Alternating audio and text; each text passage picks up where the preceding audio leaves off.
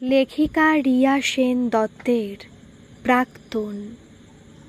এয়ারপোর্টের লাউঞ্জে বসে কথা বারবার ঘড়ির দিকে তাকাচ্ছে। আজ সে সময়ের 4 ঘন্টা আগে এসে পৌঁছে গেছে। একা একা এতক্ষণ কাটাতে হবে এই ভেবে লাউঞ্জের একটি স্টল থেকে পছন্দসই 2টো পত্রিকা কিনে তাতেই মনঃসংযোগ করে। কথা চ্যাটার্জি কলকাতার একটা বেসরকারি কলেজের বোটানির অধ্যাপিকা। বয়স এখন 35 ছুঁই ছুঁই। গৌরবর্ণা, দীর্ঘাঙ্গী, কথা যেন এখনো অপরূপা। বাবা মনোহর চ্যাটার্জি পেশায় নামকরা কার্ডিওলজিস্ট। ছোট থেকেই সে তার বাবার বড় আদরের। কথার ভাই স্নিগ্ধের জন্মের 6 মাস পর কথার মা মারা যায়। কথার বয়স তখন 8। মাহারা কথা তখন থেকেই ভাইকে সব সময় আগলে রাখত। সে আস্তে আস্তে স্নিগ্ধের মাই হয়ে উঠেছিল। 2 ভাই বোনের মধ্যে এত ভালোবাসা মনোহর বাবুকে মনে মনে বিরাট প্রশান্তি দিত। স্ত্রীকে হারিয়ে তিনি বড় একা হয়ে গেছিলেন, কিন্তু তিনি আর দ্বিতীয়বার বিবাহ করার চিন্তা মনেও আনেননি কখনো। যদিও স্ত্রীর মৃত্যুর পর অনেক আত্মীয় তাকে দ্বিতীয় বিবাহের পরামর্শ দিয়েছিলেন, কিন্তু তিনি এ বিষয়ে কর্ণপাতও করেননি। পৈতৃক সম্পত্তি বাদেও মনোহরবাবুর অর্থ উপার্জন নেহাতি কম নয়। কলকাতা ও শহরতলিতে সব মিলিয়ে তার নিজেরই 3টে বাড়ি, 2টো গাড়ি। দিল্লিতে একটা ফ্ল্যাট, কারণ কর্মসূত্রে মনোহরবাবু মাঝে মধ্যে দিল্লি যেতেন। মা মারা যাবার পর থেকে 2টি ছেলে মেয়েকে তাদের এক দূর সম্পর্কে ঠাকুমা দেখাশোনা করত। এনাকে মনোহরবাবু নিজের দেশের বাড়ি থেকে এনেছিলেন।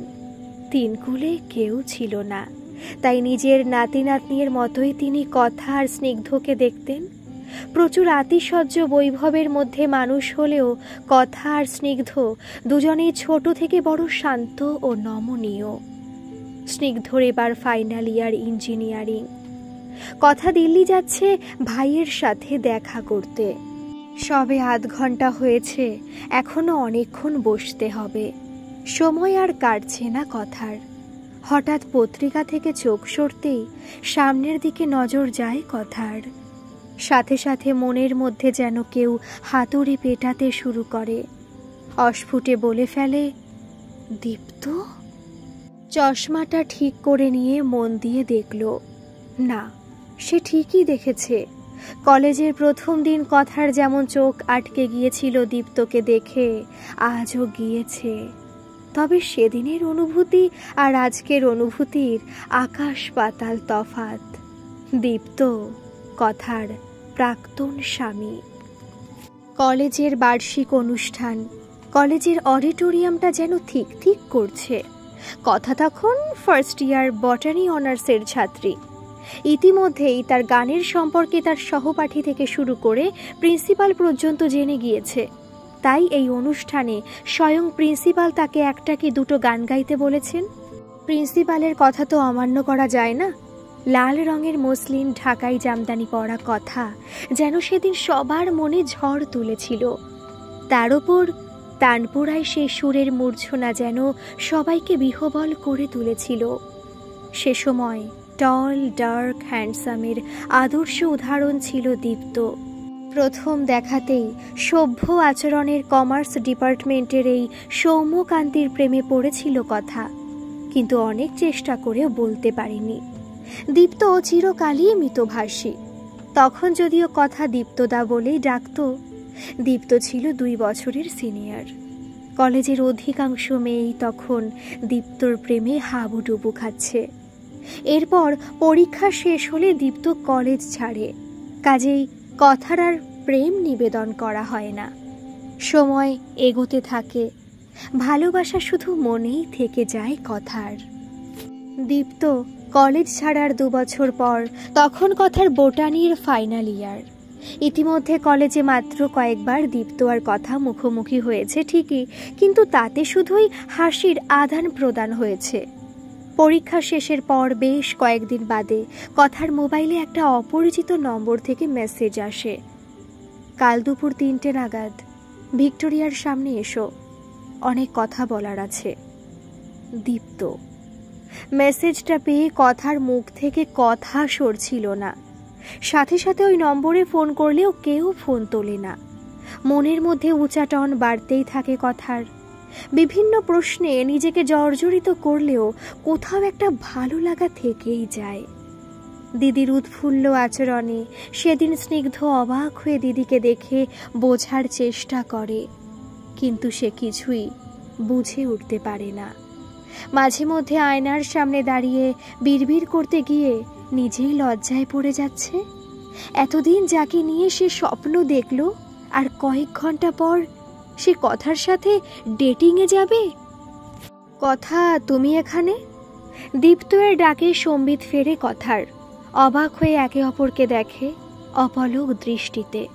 সময়টা যেন মুহূর্তের জন্য থমকে গেছে। হঠাৎ শব্দে দুজনেরই হুঁশ ফেরে। তাৎক্ষণিকভাবে লজ্জিত হলেও কথায় নিজে থেকে বলে, আমি দিল্লি যাচ্ছি, তুমি? দীপ্তর মুখ থেকে কথা সরছিল না। কতদিন পর সে কথাকে দেখছে। সেই টানা চোখ, কাজল পড়লে দীপ্ত একসময় যে চোখের দিকে এক দৃষ্টিতে তাকিয়ে থাকলে কথা লজ্জায় লাল হয়ে যেত, সেই চোখে আজ শুধুই বেদনার দাগ। কথার চোখের দিকে তাকানোর সাহস আজ আর দীপ্তর নেই। সে ভুল নয়, অন্যায় করেছে কথার প্রতি। কথা প্রশ্নের জবাব না পেয়ে আবার জিজ্ঞেস করে, কোথায় যাচ্ছ? একটু অপ্রস্তুত হেসে দীপ্ত বলে, আমার সাথে একটু কফি খাবে? কথার মনে পড়ে যায় সেই দিনের কথা। সেদিন সাদা শার্ট আর ডেনিম ব্লু জিন্সে দীপ্তদা দাঁড়িয়ে ভিক্টোরিয়ার সামনে। কথা একটা হালকা গোলাপি আর সাদা রঙের সালোয়ার কামিজ পরে এসেছে। দীপ্তর চোখ আটকে গেছে, যেন সাক্ষাৎ কোনো অপ্সরা। দূর থেকে কথাকে কাছে আসতে দেখে একটা সৌজন্যমূলক হাসি দিলেও এই প্রথম বেশ নার্ভাস লাগছে দীপ্তর। এর আগে অনেক মেয়ে তাকে প্রেম নিবেদন করেছে, কিন্তু এবার সে নিজে কাউকে প্রেম নিবেদন করতে যাচ্ছে। আজও বলবেই সব কথা ওর স্বপ্নের রাজকন্যাকে। দীপ্ত কলেজ ছাড়লেও কথার সব খোঁজ সে রাখত বন্ধুর বোনের মারফত। যেদিন প্রথম কলেজে কথার গান শুনেছিল, সেদিনই মনে মনে ভালোবেসে ফেলে কথাকে। বহুবার চেয়েও বলতে পারেনি সে কথাকে ভীষণ ভালোবাসে। দীপ্তয়ের মা ছাড়া আর কেউ নেই। বাবা 6 বছর হলো মারা গেছেন। বাবা রেলে চাকরি করতেন উচ্চ পদে। বাবা মারা যাবার পর তার মা চাকরিটা পায়। দীপ্তদের সচ্ছল জীবন, কোনো কিছুর অভাব নেই। দীপ্ত চিরকাল খুবই মেধাবী ছাত্র। বাবার অভাব মা কোনোদিন বুঝতে দেননি। দীপ্তয়ের মা ছিল দীপ্তয়ের সবচেয়ে বড় বন্ধু। আকাশ মেঘলা, তাই দীপ্ত কথাকে বলল, কফি চলবে? কথা মাথা নেড়ে হ্যাঁ বলে। দীপ্ত বলে, কাছে একটা কফি শপ আছে, চলো। কথার ইতস্তত ভাবটা কাটানোর জন্য দীপ্ত নিজে থেকে জিজ্ঞেস করে, পরীক্ষার প্রিপারেশন কেমন চলছে? কথা বলে, ভালো। তারপর হঠাৎ জিজ্ঞেস করে, আমাকে এখানে ডাকলে দীপ্তদা? কথা শেষ হবার আগেই ঝেপে বৃষ্টি নামলে দীপ্ত অচিরেই কথার হাতটা ধরে রাস্তা পার হবার জন্য। সিগন্যালটা তখনও সবুজ, তাই হাত ধরে দৌড়ে রাস্তাটা পার হয় দুজনে। একসময় জীবনের অনেক ঝড় এভাবেই পার হতে চেয়েছিল ওরা। সেই প্রথম আকস্মিক স্পর্শে দুজনেই খানিক কেঁপে উঠল। একরাশ ভালো লাগা দুজনকে ঘিরে ধরে। দীপ্ত বলে, তোমার প্রশ্নের উত্তর দেব, একটু অপেক্ষা করো। রাস্তাটা পার হয়ে কফি শপে ঢুকে একটা জায়গা বেছে নিয়ে ওরা বসে। কি খাবে? Cold coffee with cream? বলে দীপ্ত মৃদু হাসে। কথা অবাক হয়ে তাকায়, কি একটা যেন সে বলতে যাচ্ছিল। দীপ্ত উঠে গিয়ে অর্ডারটা দিয়ে এসে বলে, আমি জানি তুমি ওটা পছন্দ করো। কথা ভেবে পায় না কি বলবে। ও শুধু এতদিন ধরে যার অপেক্ষায় ছিল সে দীপ্ত রায় ওর সামনে। এটা স্বপ্ন নাকি বাস্তব, সেটাই খুঁজছিল কথা।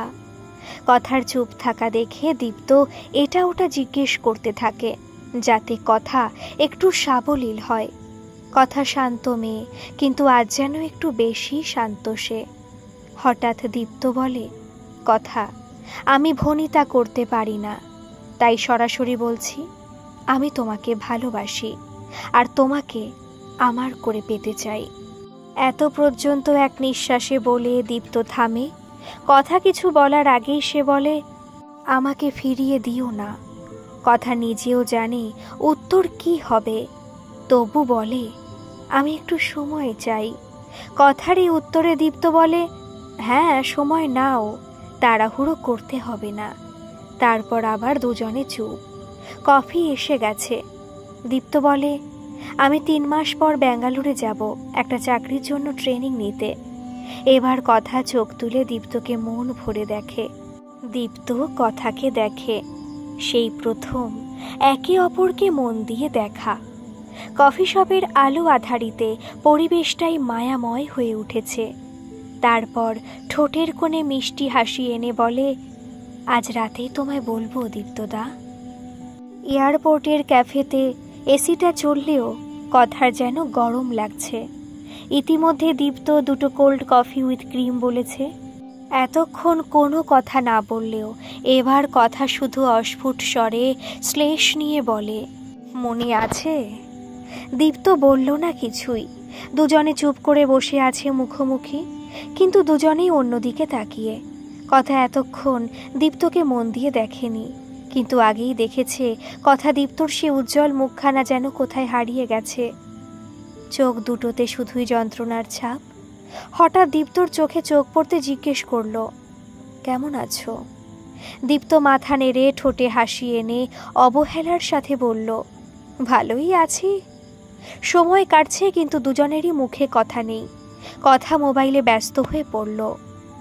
ডিভোর্সে 3 বছর পর প্রাক্তন স্বামী স্ত্রীর মধ্যে আর কোনো আইনি সম্পর্ক নেই, কিন্তু রয়ে গেছে ফেলে আসা সময়ের স্মৃতিগুলো। যার ভালোটা মলিন হয়ে শুধু যন্ত্রণাময় স্মৃতিটুকুই রেখে গেছে, তাই কেউই কথা বলতে পারছে না। এভাবেই আধ ঘন্টা চলার পর নীরবতা ভেঙে একতরফা কথা জিজ্ঞেস করল, তোমার কাজ কেমন চলছে? দীপ্ত বলল, কোম্পানির কাজেই চেন্নাই যাচ্ছি। কথা দেখল দীপ্তর ভাষা ভাষা সেই মায়াময় চোখগুলো আর নেই।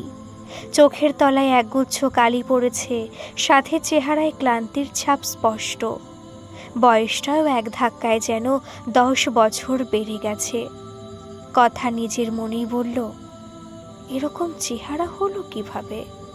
কথা লক্ষ্য করল দীপ্ত একটানা চুপ করে বসে আছে আর হাত কচলাচ্ছে, কিছুই যেন বলতে চায়। কফি এসে গেছে। এতক্ষণ পর দীপ্ত জিজ্ঞেস করল, আমাকে ক্ষমা করেছো কথা? দীপ্তর প্রশ্নে কথা চোয়ালটা শক্ত করে উত্তর দেয়, না। দীপ্ত মাথা নামিয়ে নিয়েছে। কথা দেখল দীপ্তর অসহায় চোখ দুটো, 2 চোখ বেয়ে জল নেমে আসতে চাইছে কথার, কিন্তু আজ আর সে কাঁদবে না। যন্ত্রণা ছোট থেকেই তার চিরসঙ্গী। আবারও দুজনে চুপ। বৃষ্টিটা ধরতেই দুজনে সেদিন কফি শপ থেকে বেরিয়ে পড়ে। বাড়ি ফেরার পর থেকেই স্নিগ্ধ লক্ষ্য করে তার দিদি আজ একটু বেশি অন্যমনস্ক। দিদিকে জিজ্ঞেস করলে দিদি জানায় তার সামনেই পরীক্ষা, তাই একটু চিন্তায় আছে। আজ সারাটা দিন কথার অন্যরকমভাবে কেটেছে। দীপ্তর হাতের স্পর্শ, দীপ্তর চাহনি, সব কিছু ভেবেই কথা আনমনে গুনগুন করে চলেছে। রাতের দিকে হঠাৎ মোবাইলে একটা মেসেজ ঢোকার শব্দ। কি করছো কথা? দীপ্তর মেসেজ। কথার সাথে সাথে উত্তর দেয়, তেমন কিছু না। যেন এটার অপেক্ষাতেই ছিল সে। খানিকক্ষণ পরে আবার মেসেজ। কথা, আমি জানি তোমার ফাইনাল ইয়ার, পরে বলবো ভেবেও নিজেকে সংযত করতে পারিনি। আমার খারাপ লাগছে, তুমি সময় নাও, তাড়াহুড়ো করো না। দীপ্তর মেসেজের উত্তরে কথা রবি ঠাকুরের গানের 2 লাইন লিখল, হাতখানি ওই বাড়িয়ে আনো, দাও গো আমার হাতে, ধরবো তারে ভরবো তারে, রাখবো তারে সাথে, একলা পথের চলা আমার, করব রমণীয়। মেসেজটা পেয়ে দীপ্তর বুঝতে অসুবিধা হলো না কথার উত্তর। সে লিখল, মাঝে মাঝে প্রাণে তোমার পরশখানি দিও। ট্রেনিংয়ে যাওয়ার আগে পর্যন্ত প্রত্যেক সপ্তাহে দীপ্ত আর কথা দেখা করত। কখনো ভিক্টোরিয়া, কখনো প্রিন্সেপ ঘাট, কখনো মোহরকুঞ্জ, কখনো রবীন্দ্র সরোবর। প্রতিদিন ফোনে একে অপরের গলা শোনাটা ওরা অভ্যেসে পরিণত করে ফেলেছিল। এভাবেই ঝালমুড়ি, ফুচকা খেয়ে, রক্সি প্রিয়াতে সিনেমা দেখে, ময়দানে গ্যাস বেলুন উড়িয়ে, মেলায় নাগরদোলা চড়ে গড়গড়িয়ে চলতে থাকলো ওদের প্রেম কাহিনী। এখন শুধু দীপ্ত বলেই ডাকে কথা। এভাবে কখন যেন 3 মাস কেটে গেল। ওরা বুঝতেই পারল না। দীপ্ত ট্রেনিংয়ের সময় হয়ে এলো। এর মধ্যে দীপ্ত একদিন কথাকে ওর মায়ের সাথে দেখা করিয়েছে। দুজনেরই দুজনকে খুব পছন্দ। ভবিষ্যতের শাশুড়ি বৌমার সম্পর্ক যে মধুর হতে চলেছে তা দীপ্ত সেদিনই বুঝেছিল। কথা বাড়িতে তখনও জানায়নি, তবে মনোহর বাবু মেয়ের হাবভাব দেখে খানিকটা আন্দাজ করতে পারেন। বয়সটা তো তিনিও পেরিয়েছেন। কথার মায়ের সাথে তারও তো প্রেম বিবাহই ছিল। ব্যাঙ্গালোর যাওয়ার দিন কথার চোখের জল দীপ্তর চোখ এড়ায়নি। মনটা তারও ভারী হয়ে আসছে, কিন্তু কথাকে বুঝতে দিতে চায় না সে। শুধু হাত দুটো ধরে বলেছিল, মাত্র তো 6টা মাস, দেখতে দেখতে কেটে যাবে দেখো। হুইসেলটা বেজে ট্রেনটা চোখের সামনে দিয়ে আস্তে আস্তে চলে যাচ্ছে স্টেশন ছেড়ে। কথার গাল বেয়ে চোখের জল নেমে আসছে। দীপ্ত ট্রেনের দরজায় দাঁড়িয়ে হাত নাড়ছে। কফিটা আজ যেন কথার মুখে রুচ্ছে না। একটু খেয়ে ফেলে রেখেছে। এতদিন পর সামনে বসে থাকা মানুষটাকে সে ঘৃণা করবে না তার চেহারার এই অবস্থা দেখে সহানুভূতি জানাবে বুঝে উঠতে পারছিল না। কেনই বা রাজি হলো কফি খেতে নিজেও বুঝতে পারছে না। এমন সময় দীপ্ত প্রশ্ন করে, বাড়ির সবাই কেমন আছে? কথা উত্তর দেয় না। দীপ্ত একবার তাকিয়ে দেখে বলে চলে, তোমার রাগের কারণ আমি জানি। আমাকে আজও তুমি ক্ষমা করনি। উচিত নয়, কিন্তু ভুল তো মানুষই করে। তুমি তো আমাকে একবার সুযোগ দিতে পারতে কথা, সব কিছু ভেঙে দেওয়ার আগে। কথা অবাক হয়ে একবার দীপ্তকে দেখে। এবার অবজ্ঞা সূচক ব্যঙ্গের হাসি এসে বলে, কিসের সুযোগের কথা বলছো? আরেকবার আমাকে, আমার পরিবারকে, সবচেয়ে বড় আমার ভালোবাসাকে ঠকানোর সুযোগ? কথাগুলো বলে দৃঢ়ভাবে তাকায় দীপ্তর ফ্যাকাশে মুখখানার দিকে। 6 মাসের ট্রেনিং শেষ করে দীপ্ত ফিরেছে কলকাতায়। কথার পরীক্ষাও শেষ। দীপ্তকে হাওড়া থেকে আজ কথা নিতে এসেছে। দীপ্তকে সে আজ সারপ্রাইজ দেবে, কারণ দীপ্ত জানে না কথা তার জন্য হাওড়া এসেছে। দীর্ঘ 6 মাস দুজন দুজনকে দেখেনি। ফোনে কথা হলেও খুব বেশি হতো না। দীপ্ত স্টেশনে কথাকে দেখে যার পরনাই অবাক হয়। এতদিন পর একে অপরকে দেখা যেন শেষই হতে চাইছে না। দীপ্ত ফিরে একটা ভালো কোম্পানিতে চাকরি পেয়ে গেছে। কথাও এমএসসিতে ভর্তি হয়েছে। ইতিমধ্যে কথা দীপ্তকে বাবা আর ভাইয়ের সাথে আলাপ করিয়েছে। মনোহর বাবু ও স্নিগ্ধ দুজনেই খুব খুশি দীপ্তকে দেখে। সময়ের সাথে ওদের ভালোবাসাটাও গভীর হচ্ছে। দুটো বাড়ি থেকেই ওদের বিয়ে নিয়ে কোনো আপত্তি নেই, শুধু সময়ের অপেক্ষা। দীপ্ত নিজের কর্মজগতে উন্নতি করতে শুরু করেছে। কথাও এমএসসি করে অস্থায়ীভাবে একটা স্কুলে পড়াচ্ছে। এবার 2 বাড়ি থেকে বিয়ের জন্য বললে কথার দীপ্ত রাজি হয়ে যায়। বিয়ের পর কথা চাকরি করবে, সাথে পড়াশোনাও চালিয়ে যেতে চায়। এটা শুনে দীপ্তর মাও খুব খুশি হয়েছিল। তার কোনো মেয়ে নেই, তিনি কথাকে নিজের মেয়ের মতো যত্নে রাখবেন। শুভ দিনক্ষণ দেখে 6 মাস পর বিয়ের তারিখ ঠিক হয়ে গেলে 2 বাড়িতেই আনন্দের জোয়ার আসে। দীপ্ত মাঝে মধ্যেই কথার বাড়ি যায়, আবার কথাও দীপ্তদের বাড়ি আসে। স্নিগ্ধর সাথে সম্পর্কটা খুব সাবলীল হয়ে উঠেছে। হবু জামাইবাবুকে পেয়ে সেও খুব খুশি। মেয়ে চলে যাবে তাই মনটা ভারী হয়ে আসছে, তাও বিয়ের কেনাকাটা থেকে শুরু করে সব রকমের আয়োজনে মনোহরবাবু কোনো ত্রুটি রাখেননি।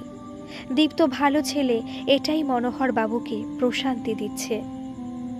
কথার দু চোখ ভরে উঠেছে জলে। দীপ্ত কথার চোখের দিকে তাকাতে চায় না, কিন্তু বারবার চোখ চলে যায়। জীবনের একটা ভুল আজ সব ছাড়খাড় করে দিয়েছে। সংসারটা তাসের ঘরের মতো ভেঙে গেছে চোখের সামনে। মনে মনে দীপ্ত বলে, আমি শুধু তোমাকেই চেয়েছি কথা, তোমার সব অভিমান অভিযোগের দায় শুধু আমার, আমি শুধু তোমাকেই ভালোবেসেছি। গলার স্বরটা আটকে আসছে দীপ্তর। কথা বলে, আমি উঠি, এখানে এসব পুরনো কথা আমার শুনতে বা বলতে কোনোটাই ভালো লাগছে না। আজ এসব কথা নতুন করে বলা বা শোনা দুটোই অর্থহীন। বলে কথা উঠে দাঁড়াতেই দীপ্ত কথার হাতটা ধরে। এতদিনের সেই চেনা স্পর্শ আজ অচেনা হয়ে গেছে দুজনের কাছেই। তাই দীপ্তর এই আচরণে কথা বিস্মিত হয়ে বলে, আমাদের ডিভোর্স হয়ে গেছে দীপ্ত, যার জন্য সম্পূর্ণভাবে তুমি দায়ী। তাই বলছি, আমাকে বাধ্য করো না এখানে এমন কিছু করতে যা তোমার বা আমার সম্মানহানির কারণ হয়। দীপ্ত অসহায়ভাবে তাকিয়ে বলে, সেদিন বাড়ি ফিরে তোমার চিঠিটা পেয়ে আমি অনেকবার ফোন করেছিলাম তোমায়, তুমি ধরলে না। তোমার সামনে দাঁড়ানোর সাহস ছিল না আমার, আজও নেই। তবু কথাগুলো একসাথে বলে দীপ্ত হাঁপাচ্ছে। এই পাপ আমাকে প্রত্যেক মুহূর্তে খেয়ে চলেছে কুরে কুরে। এর চেয়ে তো মরে যাওয়া সহজ। চেয়েছিলাম আত্মহত্যা করতে, পারিনি জানো।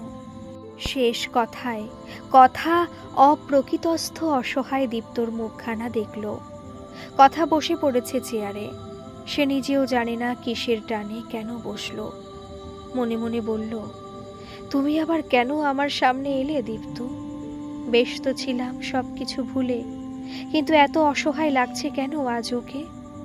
দীপ্ত বলে চলে, সেদিন যখন ডিভোর্সের নোটিশ পেয়েছিলাম আমি বহুবার চেষ্টা করেছি তোমার সাথে দেখা করার। তুমি সব যোগাযোগের রাস্তা বন্ধ করে দিলে। এবার কথা জিজ্ঞেস করলো, তোমার লজ্জা করছে না এসব বলে নিজেকে আরো নিচে নামাতে? নিজে কি করেছিলে একটু মনে করো। আমার ওই অবস্থার সুযোগ নিয়েছিলে। তুমি মানুষ। এই তিরস্কারটাই তো দীপ্ত চাইছিল। নীরব তিরস্কারের চেয়ে এ তিরস্কার অনেক শ্রেয়।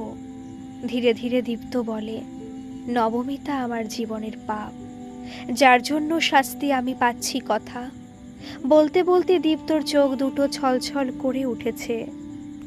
কাছাকাছি কোথাও যেন বিনা মেঘে একটা বজ্রপাতের শব্দ শুনল কথা। নবমিতা, এই নামটা ওর জীবনে নেমে আসা এক অন্ধকারের নাম। দীপ্তর মুখে ওই নামটা শুনে কয়েক মুহূর্তের জন্য চারপাশটা কেমন শূন্য মনে হলো কথার। নিজেকে যতটা সম্ভব সামলে উঠে দাঁড়িয়ে বলল, আমি যাকে ভালোবেসেছিলাম সে আজ আমার জন্য মৃত। সাথে সাথে ঘোষণা হলো, দিল্লি যাওয়ার সমস্ত যাত্রীকে এয়ার বাসে তোলা হচ্ছে। কথা অন্যদিকে তাকাতেই দীপ্ত বলে উঠল, দোষ আমার ছিল, আমি অস্বীকার কোনোদিন করিনি আর করবও না।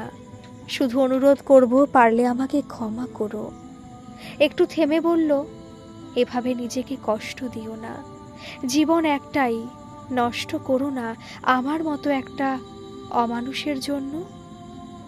কথার চোখ দিয়ে জল নেমে এসেছে, আর সে তাকাতে চায় না দীপ্তর দিকে। কানে হেডফোনটা গুজে নিয়েছে যাতে দীপ্তর গলার স্বর কোনোভাবেই ওর কান অবধি না পৌঁছায়। কথা ধীরে ধীরে এগোতে থাকে, পাটা যেন টলছে। দীপ্ত আকুলভাবে তাকিয়ে থাকে কথার চলে যাওয়ার দিকে। দেখতে দেখতে এগিয়ে এলো বিয়ের দিন। মনোহর বাবু তার আদরের মেয়ের বিয়েতে কোনো প্রকার ত্রুটি রাখতে চাননি। অঢেল খরচ করেছেন। কথা যদিও বারণ করেছিল, কিন্তু মনোহর বাবু শোনেননি। এত আদরের মেয়েটা কয়েক ঘন্টা পর চলে যাবে এই ভেবে মাঝে মধ্যে সবার আড়ালে চোখ মুছলেন। স্নিগ্ধর এতদিনের সঙ্গী তার দিদি ভাই। ছোট থেকে মায়ের মতো আগলেছে তাকে। সে কোন ছোটবেলায় মা চলে গেছে, সেই দিদি ভাইও চলে যাবে অন্যের বাড়ি। তাই তারও মনটা ভারী। কিন্তু নতুন জামাইবাবুটিকে স্নিগ্ধর খুব পছন্দ। বাবা আর ভাইয়ের মুখটা দেখলে কথারও চোখে জল আসছে। বড্ড একলা হয়ে যাবে ওরা। কথার কয়েকদিন ধরে মায়ের কথা খুব মনে পড়ছে। সানাইয়ের মিষ্টি সুরে সেদিনের ভোর, দধিমঙ্গলের জন্য ভোরে উঠেই ফোনে দুজন দুজনের গলাটা শোনার জন্য ব্যাকুল। আর মাত্র কিছু সময়, তারপরেই তো তাদের এই অপেক্ষা পরিণতি পেতে চলেছে। লাল বেনারসি, কপালে চন্দনের শোভা যেন কথার সৌন্দর্যকে অনেক গুণ বাড়িয়ে দিয়েছে। দীপ্ত শুভদৃষ্টির সময় চোখের পলক ফেলতেই পারছিল না। দীপ্তর সেদিনের চাহনিতে এক অমোঘ আকর্ষণ অনুভব করতে লাগলো কথা। দীপ্ত যত তাকায় কথা তত লজ্জায় লাল হয়ে যায়। অতল সোহাগের আহ্বান ছিল সেই দৃষ্টিতে। প্রেমের বাঁধনে বাঁধা অনেক আগেই পড়েছিল দুটো প্রাণ, বাকি ছিল পরিণয়ের। সেটাও ভালোভাবে সম্পন্ন হলো। ভালোবাসার স্পর্শে তৈরি দুজনের সংসার। কথা দীপ্তদের বাড়ি আসার পর থেকেই দীপ্তর মা তাকে সারাক্ষণ আগলে রেখেছেন। মা মরা মেয়ে কথা, তাই খুব আদরে রাখতেন। মায়ের অভাব আর বুঝতে দিতে চান না। দীপ্তর মা নিজে দীপ্ত আর কথার মধুচন্দ্রিমা টিকিট কেটে দিয়েছেন। কথা সেদিন আবদার করে বলেছিল, তুমিও চলো না মা, একা বাড়িতে কি করে থাকবে। মাথায় হাত বুলিয়ে কপালে আদর করে দীপ্তর মা বলেছিলেন, ধুর পাগলি, মধুচন্দ্রিমা কেউ শাশুড়িকে নিয়ে যায়? তোরা দুটিতে আনন্দ করতো। আনন্দ, দুঃখ, প্রেম, বিরহ, ঝগড়া, খুনসুটি, একে অপরের ছোট ছোট ভালো লাগাগুলোকে মনের সঙ্গোপনে রেখে দুরন্ত গতিতে চলছিল দুজনের ভালোবাসার সংসার। বিয়ের 2 বছর দেখতে দেখতে কেটে গেল কিভাবে ওরা নিজেরাও জানে না। দিল্লিতে পৌঁছানোর কয়েকদিন পর কথা ভাইয়ের সাথে দেখা করেছে ওর হস্টেলে গিয়ে। স্নিগ্ধ এখন বড় হয়েছে, ওকে বন্ধুর মতো সব কথাই বলে। এদিন হস্টেলে দেখা করতে গিয়ে এয়ারপোর্টে দীপ্তর সাথে দেখা হওয়ার ঘটনাটা কথা স্নিগ্ধকে জানায়। স্নিগ্ধ চুপচাপ শোনার পর বলে, ক্ষমা করার প্রশ্নই নেই, তুই নতুন করে জীবন শুরু কর দিদি ভাই। ভাইয়ের কথাগুলো স্পষ্ট ঠিক মনে হলেও শুনতে ইচ্ছে করছিল না কথার। ভালোবাসাহীন সম্পর্কে আর না জড়ানোই ভালো। এই কয়েকদিনে বারবার দীপ্তর ওই অসহায় মুখখানা চোখের সামনে ভেসে উঠছিল, যা এতদিনের জমে থাকা বরফের ন্যায় সমস্ত অভিমানকে ক্রমশ গলিয়ে দিচ্ছে। কথা দিল্লিতে এসেছে 1 সপ্তাহ হলো। নিজেদের ফ্ল্যাটেই উঠেছে, তবে খুব শীঘ্রই ফিরবে। কলকাতায় কলেজের অনেক কাজ ফেলে এসেছে। একটা বই হাতে নিয়ে চেয়ারে হেলান দিয়ে পড়তে পড়তে কখন যেন চোখ লেগে এসেছে কথার। সেদিন সকাল থেকে হঠাৎ কথার মাথাটা কেমন ঘুরছে। কাজে বেরোতে যাবে, হঠাৎ পড়ে গেলে দীপ্তর মা ভাবেন লো প্রেশারের জন্য হয়তো হচ্ছে। ডাক্তার ডাকা হয় বাড়িতে। ডাক্তারবাবু জানান বাড়িতে নতুন অতিথি আসছে, কথা মা হতে চলেছে। খবরটা পেয়েই অফিসে দীপ্তকে তার মা জানালে দীপ্ত ছুটি নিয়ে সেদিন তাড়াতাড়ি বাড়ি চলে আসে। আনন্দের সীমা নেই 2 বাড়িতে, সকলে খুব খুশি। দীপ্ত সারা বাড়ি কথার পছন্দের জিনিসপত্র দিয়ে সাজিয়ে তুলেছে। কথাকে কোনো কাজ করতে দেন না দীপ্তর মা। উনি চাকরি থেকে মাঝে মধ্যেই ছুটি নিচ্ছেন, সাথে একজনকে রেখেছেন যাতে কথার কোনো অসুবিধা না হয়। কয়েকদিন হলো কথার মুখে কোনো স্বাদ নেই, কিছুই খেতে ইচ্ছে করে না, তাই নিজে বিভিন্ন রকমের আচার করে রেখে দিয়েছেন। আর কয়েক মাস এখানে থেকে তারপর কথা বাপের বাড়ি চলে যাবে। সেখানেই মনোহর বাবুর বন্ধু কলকাতার সবচেয়ে নামকরা গাইনি ডক্টর লাহিড়ী কথাকে দেখবেন। সবই ঠিক চলছিল। মাসে মাসে সঠিক সময় চেকআপও হচ্ছিল। কথার কিছুই সমস্যা ছিল, তাই সম্পূর্ণভাবে বিশ্রাম নিতে বলেছিল ডাক্তারবাবু। বিপত্তি বাঁধল এক দুপুরে। সেদিনও আকাশটা কালো করে এসেছিল। কথার তখন 5 মাস চলছে। কথা দেখলো পাশে দীপ্তর মা শুয়ে ঘুমোচ্ছেন। দীপ্ত অফিসে, আয়া দিদি কোথায় যেন গেছে। ডেকেও সাড়া পাচ্ছে না কথা। বাধ্য হয়ে একাই উঠল কথা। কপালে লিখন কে বদলায়? কথা দীপ্তর মায়ের পাশ দিয়ে উঠে বাথরুমে গেল। হঠাৎ চিৎকারে দীপ্তর মা উঠে দেখেন পাশে কথা নেই। বাথরুম থেকে আওয়াজ আসছে। শুনে দৌড়ে গিয়ে যা দেখলেন তার জন্য তিনি একেবারেই প্রস্তুত ছিলেন না। সারা বাথরুম রক্তে ভেসে যাচ্ছে। কথা পড়ে গেছে পা পিছলে। ওনার হাত পা কাঁপছে, কথা যন্ত্রণায় কাতরাচ্ছে। তাড়াতাড়ি দীপ্তকে ফোন করেন। তারপর অ্যাম্বুলেন্স ডেকে কথাকে নার্সিংহোমে নিয়ে যাওয়া হয়। না, কথার বাচ্চাটা আর বাঁচেনি। সাথে ডাক্তার এও জানালো কথার কোনোদিন মা হতে পারবে না। কথাকে প্রথম প্রথম দীপ্ত এ বিষয়ে না জানালেও পরে জানতে পারে কথা। দীপ্তর মা এই ঘটনার কয়েক মাস পর সেরিব্রাল অ্যাটাকে চলে গেলেন। কথার জীবনটা বদলে গেল। ফোনটা খুব জোরে বেজে উঠতেই কথার আলতো ঘুমটা ভেঙে যায়। ও ফোনটা ধরে। ওপারে একটা অপরিচিত গলা জিজ্ঞেস করে, আপনি কথা চ্যাটার্জি?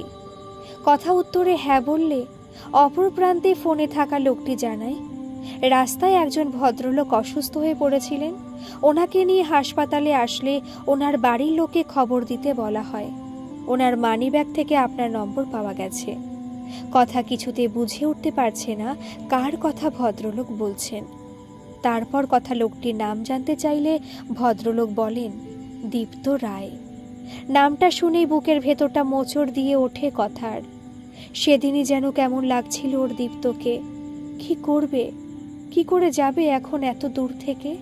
শেষ পর্যন্ত অনেক রাতে টিকিট পেয়ে তড়িঘড়ি কলকাতায় ফিরে পরের দিন সকালে হাসপাতালে গিয়ে দীপ্তর খোঁজ করে। সাথে সাথে একজন দেখিয়ে দেয়।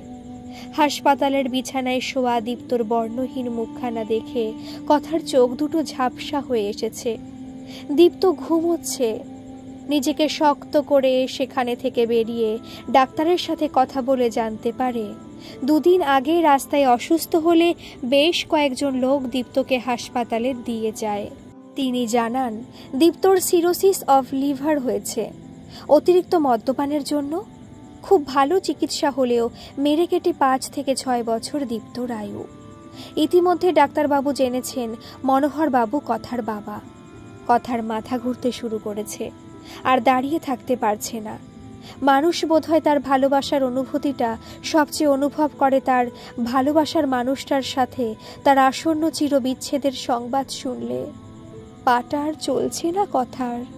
ডাক্তারের চেম্বার থেকে বেরিয়ে দীপ্তর কাছে গেছে। দীপ্ত একটু একটু করে সবে চোখ খুলেছে।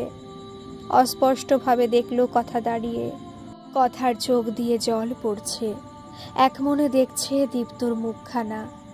কতদিন দেখেনি এই মুখও। কত অভিমান, কত অভিযোগ, কিন্তু তাই বলে এভাবে শেষ করে দিলে নিজেকে। ভাবতে ভাবতে কথা স্থিরভাবে চেয়ে আছে দীপ্তর দিকে। কথা যে আজও বড্ড ভালোবাসে ওর প্রাক্তনকে। কথা মা হতে পারবে না আর কখনো। দীপ্তর গাছ থেকে যেদিনে চরম সত্যিটা জানল, সেদিন থেকে সম্পূর্ণভাবে ভেঙে পড়ল। দিন যায়, কথা যেন কথাই হারিয়ে ফেলে। কারোর সাথে কথা বলে না, এমনকি নিজের বাপের বাড়িতেও ফোন করে না। এর মধ্যেই কথার শাশুড়িমা চলে গেলেন। কথা আবার মাতৃহারা। দীপ্ত দিন দিন কাজে ব্যস্ত হয়ে পড়ে।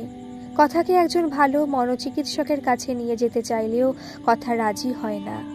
ক্রমশ একাকিত্বকে ভালোবাসতে শুরু করে। সবকিছু থেকে গুটিয়ে নিতে থাকে। চাকরিতে অনিয়মিতার জন্য চাকরিটা হারায়। সারাদিন বাড়িতে বসে কি যেন ভাবে।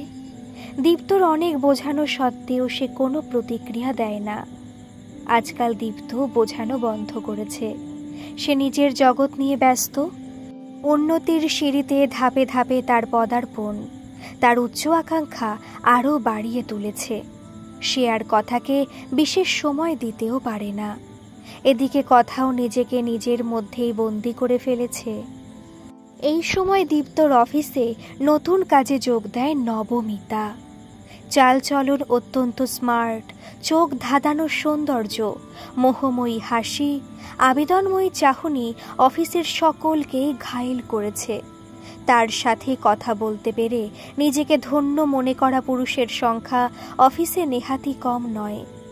দীপ্ত প্রথম প্রথম বিশেষ কথা না বললেও পরে প্রয়োজনের খাতিরে বলতেই হতো। মেয়েটার চাহনিতেই একটা অদ্ভুত আকর্ষণ আছে। দীপ্তর অবশ্য এসব চটকদারিতে কিছুই আসতো যেত না, সে কাজ নিয়েই থাকতো। দীপ্তকে দেখে হাসপাতাল থেকে বাড়ি ফিরে বাবাকে একবার ঘরে দেখে আসে কথা। মনোহর বাবুর কয়েক বছর আগে ম্যাসিভ হার্ট অ্যাটাক হয়। তারপর থেকে ওনার বাদিকটা অকেজো অর্থাৎ প্যারালাইজড। কথাগুলো এড়িয়ে এড়িয়ে বলেন, একজন নার্স আর একজন আয়া সারাদিন দেখাশোনা করে। ফিজিওথেরাপির লোক আসে প্রত্যেক দিন। বাবাকে দেখে ঘরে এসে কথা ভাবতে থাকে, কি করা যায় দীপ্তকে, কোথায় নিয়ে যাওয়া যায়। কিন্তু বাবাকে খুব বেশি দিনের জন্য ফেলে কোথায় যাবে কথা। কিন্তু দীপ্তকেও তো বাঁচাতে হবে। বাবার যত ডাক্তার বন্ধু ছিল তাদের সাথে আস্তে আস্তে যোগাযোগ করতে থাকে কথা, যাতে দীপ্তকে আরো ভালো চিকিৎসা দেওয়া যায়। দীপ্তকে বাঁচাতেই হবে। এভাবে একটা তরতাজা মানুষ চলে যেতে পারে না। কথার চোখের কোণে জল জমেছে। বারান্দায় দাঁড়িয়ে চা খেতে খেতে কথা যেন আনমনা। বেশ কয়েক মাস কেটে গেছে। দীপ্তর সাথে নবমিতা নিজে থেকেই আলাপ করেছে। কাজের প্রয়োজন অপ্রয়োজনে দীপ্তর শরণাপন্ন হয় সে। অফিসে অনেকেরই নজরে এসেছে বিষয়টি। দীপ্ত এ বিষয়ে খুব একটা বিচলিত নয়।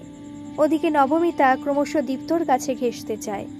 অফিস পার্টিতে ওর খোলামেলা পোশাক, আবেদনময়ী হাসি সবকিছুর মধ্যমণি করে তুলেছে ওকে। দীপ্ত এসব পার্টি খুব একটা পছন্দ না করলেও তাকে উপস্থিত থাকতেই হয়। আজকাল একটু আধটু মদ্যপানও ধরেছে।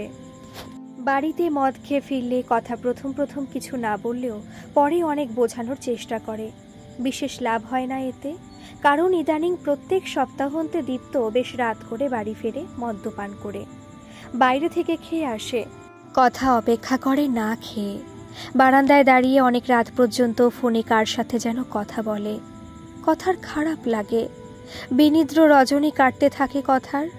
দীপ্ত যেন দূরে সরে যাচ্ছে। কথাও একরাশ অভিমান নিয়ে নিজের মতো করে দীপ্তর থেকে নিজেকে সরিয়ে রাখে।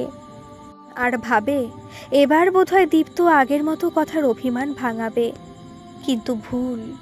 দীপ্ত যেন দিন দিন অন্য জগতের মানুষ হয়ে যাচ্ছে। কথা চিনতে পারে না সেই দীপ্তকে। কোথায় হারিয়ে গেল মানুষটা। আজকাল দীপ্তর সাথে কথার বিশেষ কথা হয় না। সকালে খাবার টেবিলে খেয়ে বেরোনোর সময়ও দীপ্ত নিজের মোবাইলে ব্যস্ত থাকে আর হ্যাঁ হুমতে উত্তর দেয় কথাকে। দীপ্তর এরকম ব্যবহার কথার ভালো লাগে না, তাই খুব প্রয়োজন না হলে কথাও কিছুই জিজ্ঞেস করে না। বিয়ের পর এত তাড়াতাড়ি দীপ্তর পরিবর্তন।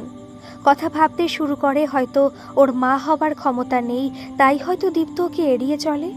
কথা একটা অজানা অপরাধ বোধে ভুগতে থাকে। মনের মধ্যেকার ক্ষতচিহ্ন ক্রমশই বাড়তে থাকে। এর মধ্যে দীপ্তকে এক সপ্তাহের জন্য কটক যেতে হবে অফিসের কাজে। সাথে যাবে নবমিতা। অফিস থেকে ওদের দুজনকে পাঠানো হচ্ছে। বাড়ি এসে দীপ্ত জানাতেও ভুলে যায় কথাকে। যেদিন যাওয়ার সেদিন খুব হালকাভাবে বলে ওর অফিসের কাজে কটক যাচ্ছে।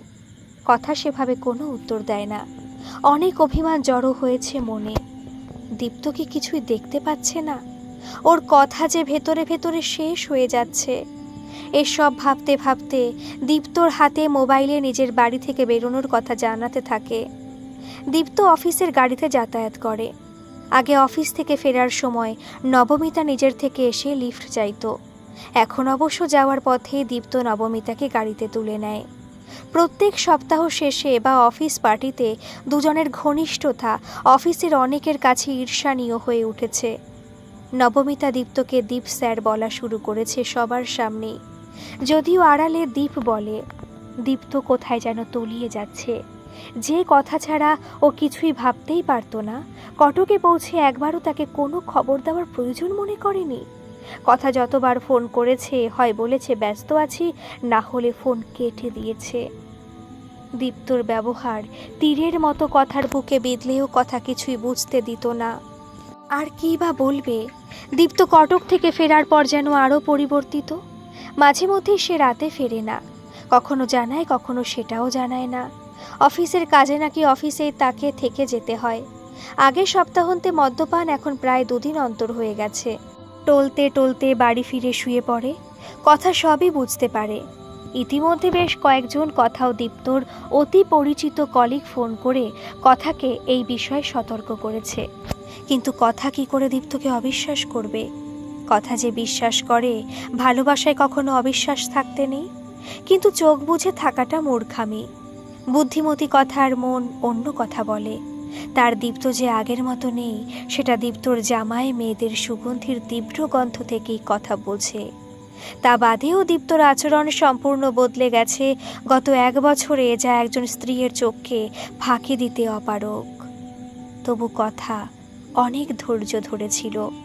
একটা কথাও সে বলেনি দীপ্তকে। কথা মনোহর বাবুর বেশ কয়েকজন বন্ধুর সাথে দেখা করেছে ইতিমধ্যেই, যাতে দীপ্তকে আরও ভালো চিকিৎসা দেওয়া যায়। মাঝে মধ্যে কথা হাসপাতালে আসে, কলেজ সেরে বিকেলে, কখনো বা সকালে। দীপ্তর জন্য কখনো কখনো ফুলের তোড়া নিয়ে আসে। দীপ্তকে কয়েকদিন পর এখানে থেকে ছেড়ে দেওয়া হবে। ওষুধ চলবে, মাঝে মধ্যে চেক আপ করাতে আসতে হবে। দীপ্তর সারা মুখে দাড়ি, চোখ দুটো ঢুকে গেছে কোটরে। অসুস্থতা যেন চোখে মুখে প্রকট। কথা দেখা করতে এলে মৃদু হেসে কথাকে পাশের চেয়ারে বসতে বলে। হাসির মধ্যে একটা অদ্ভুত কষ্ট, যা কথার চোখ এড়ায় না। হয়তো অনুতাপের কষ্ট। দীপ্ত বলে চলে, জানো কথা, মানুষ তার পাপের শাস্তি এক জন্মেই পায়। এই দেখো আমি কেমন পাচ্ছি। কথা চুপচাপ চেয়ে দেখে মানুষটাকে। এই সেই দীপ্ত যাকেও কলেজের প্রথম অনুষ্ঠানের দিন দেখেছিল। তারপর বলে, এমন করে বলছো কেন? তুমি ঠিক হয়ে যাবে। একটু থেমে চোখের জল সামলে বলে, আমি তোমায় ঠিক করব। যেখানে ভালো চিকিৎসা হবে সেখানে তোমায় নিয়ে যাব। দীপ্ত আবার হেসে বলে ধীরে ধীরে, তোমার কাছে আমার অপরাধের সীমা নেই, পারলে ক্ষমা করো। আমার দেওয়া যন্ত্রণা আমি ফেরাতে পারবো না, কিন্তু প্রায়শ্চিত্ত করতে চাই। তুমি আবার বিয়ে করো কথা। সারা জীবন এভাবে বাঁচবে কি করে? একটু থেমে আবার বলল, আমার ভালোবাসায় খাদ ছিল, কিন্তু তোমার ভালোবাসায় তো তা ছিল না। সেই ভালোবাসাকে পায়ে মারিয়ে ছুটে গেছি মরীচিকার দিকে। অনেক পাপ করেছি, আমার জন্য মৃত্যুই শ্রেয়। কথা ফুপিয়ে ফুপিয়ে কেঁদে চলেছে। ওর মনে হলো বুকের ভেতর থেকে হৃৎপিণ্ডটা কেউ টেনে বার করতে চাইছে। দীপ্ত বলে চলে, নবমিতাকে আমি ভালোবাসিনি, কোনোদিনও না। মোহতে আচ্ছন্ন হয়ে পড়েছিলাম। ভুল করেছিলাম। ও যে আমাকে ব্যবহার করছিল সেটা বুঝতে বড় দেরি হয়েছিল। তারপর জিজ্ঞেস করলো, আচ্ছা কথা, তুমি কি এখনো আমায় ভালোবাসো? কথা কোনো উত্তর দেয় না, নিজের মতো কাজ করে যায়। কথা দেখলো দীপ্ত হাঁপাচ্ছে, কথাগুলো বলে। কথা আস্তে আস্তে শুয়ে দিল দীপ্তকে। তারপর মাথায় হাত বুলিয়ে দিল। শুধু বলল, কাল আবার আসবো, তুমি একটু ঘুমো। এভাবে দিন যায় আর দীপ্তর আয়ু ক্রমশ কমতে থাকে। দীপ্তর ছুটি হলে কথা দীপ্তকে নিজের বাড়ি নিয়ে আসে, যাতে নিজে দীপ্তর খেয়াল রাখতে পারে। দীপ্তকে দেখার জন্য লোক রেখেছে কথা। কথা যতক্ষণ থাকে না ততক্ষণ সে যাবতীয় কাজ করে দেয়। দীপ্তর অফিস থেকে যোগাযোগ করেছিল। দীপ্ত আর কাজে যেতে পারে না, বাড়িতে বসে অফিসের টুকটাক কাজ করে। কথা দীপ্তর ডাক্তারের থেকে ডায়েট চার্ট নিয়ে রেখেছে, সেই অনুযায়ী ওকে খেতে দেয়। রাতে কথা আর দীপ্ত একসাথে খেতে বসে। তারপর দীপ্তকে ঘরে শুইয়ে দিয়ে মনোহর বাবুর সাথে দেখা করে নিজের ঘরে আসে কথা। দীপ্তর সব খেয়াল কথা রাখে। অনেকদিন হলো বিয়ের অ্যালবামটা দেখেনি। ঘরে এসে কথা হঠাৎ কি ইচ্ছেতে অ্যালবামটা নামিয়ে দেখল এই কবছরে অনেক ধুলো জমেছে ওর ওপরে। হাত দিয়ে সরিয়ে খুলতে খুলতে আবার পুরনো কথা মনে পড়ল। দীপ্তর সাথে নবমিতার নামটা কটক থেকে ফেরার পর বেশ ভালোভাবে জড়িয়ে গেছে। অফিসের সবার মধ্যে এখন একটাই আলোচনার বিষয়। প্রত্যেক দিন দুজনে একসাথে অফিসে আসে, একসাথে বেরিয়ে যায় অফিসের গাড়িতে। কথা যেন দিন দিন আরও চুপচাপ হয়ে গেছে। কোনো কথার আদান প্রদান নেই দীপ্তর সাথে ওর। দিন যাচ্ছে, দুটো মানুষ আলাদা হয়ে যাচ্ছে। যারা একে অপরকে একসময় পাগলের মতো ভালোবাসতো, তারা নিঃশব্দে একে অপরের থেকে দূরে চলে যাচ্ছে। অভিমানের পর অভিমান জমেছে একদিকে, অন্যদিকে একরাশ অবহেলা। মানুষের মন বড়ই বিচিত্র। সেদিন মদ্যপান করে ফিরে রাত্রে যখন দীপ্ত কথাকে জড়িয়ে ধরে, কথার মনে সবেমাত্র একটু আশার আলো দেখা দেয়। চোখে জল আসে কথার, কিন্তু যে নৌকায় জল ঢুকে যায় তাকে বাঁচানো দায়। সংসারটাও তো তেমনই এক নৌকা, যা জীবন সমুদ্রে ভেসে চলে।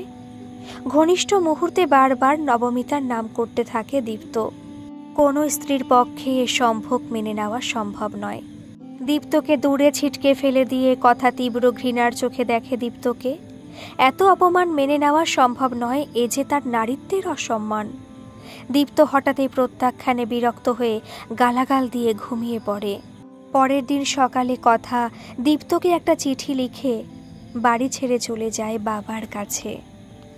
প্রিয় দীপ্ত, আমি সব জানি। আমাদের বাচ্চাটার সাথে সাথে আমাদের ভালোবাসাটাও কোথায় যেন মরে গেছে। বাবার কাছে শুনেছি কোমাতে থাকা রোগীও জীবন ফিরে পেতে পারে, কিন্তু মৃতদেহের মধ্যে প্রাণ সঞ্চার করা যেমন সম্ভব নয়, তেমন আমাদের ভালোবাসাটা কাল রাত্রি মরে গেছে। তাকে আর বাঁচানো সম্ভব নয়। আমি চলে যাচ্ছি, সময় মতো ডিভোর্স পেপার পাঠিয়ে দেব। তবে জীবিত অবস্থায় কখনো কাউকে ভালোবাসবো না। তোমার সাথে নবমিতার নামটা অনেকদিন জড়িয়েছে জানি, তবু তোমার ফিরে আসার অপেক্ষায় ছিলাম। অভিমান হতো, তবু তুমি বোঝোনি। যে সময় তোমাকে সবচেয়ে প্রয়োজন ছিল, সেই সময় আমার হাতটা ছেড়ে দিলে। কি করে পারলে আমার অসহায়তার সুযোগ নিতে? তুমি না আমায় ভালোবেসেছিলে? কেন আমি তোমায় বাবা হবার সুযোগ দিতে পারিনি, তাই আমার সাথে এমন করলে?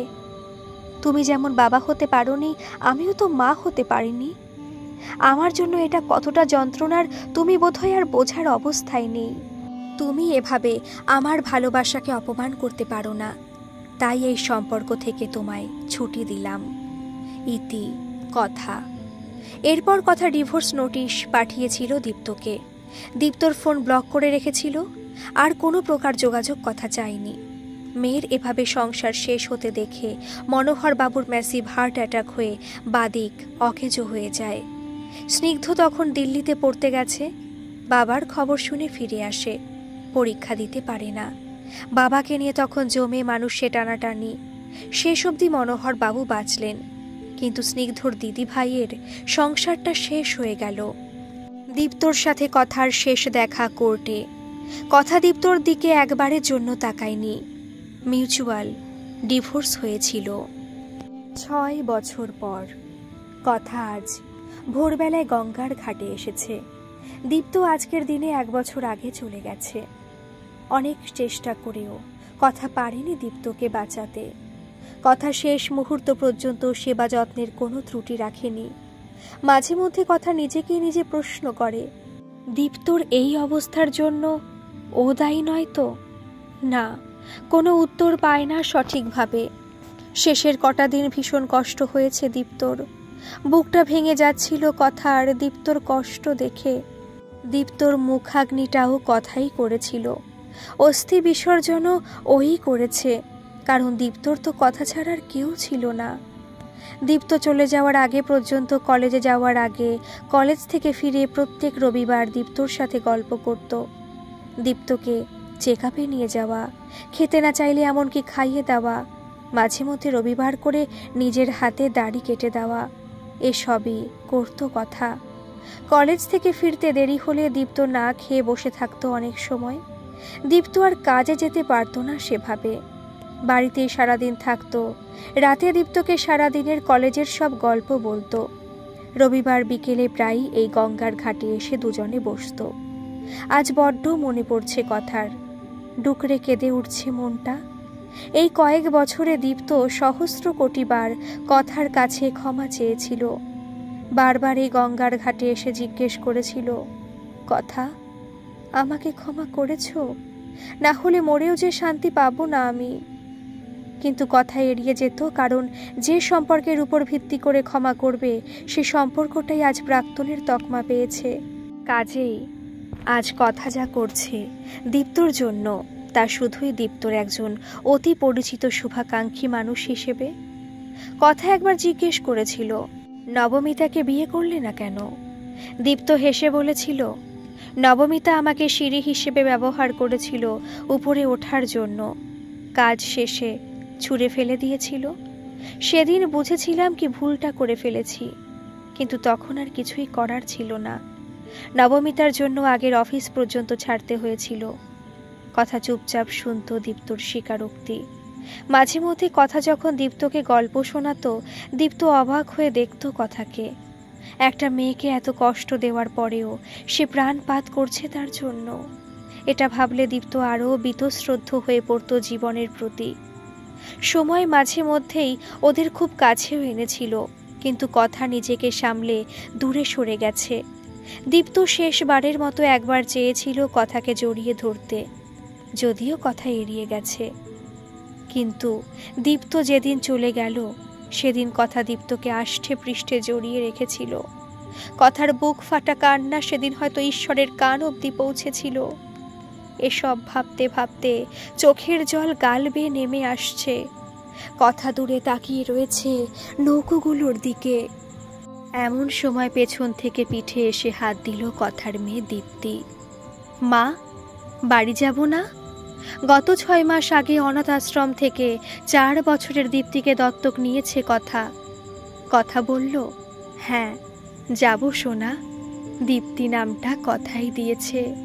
কথা চোখ মুছে মেয়ের হাতটা ধরে উঠে দাঁড়ালো।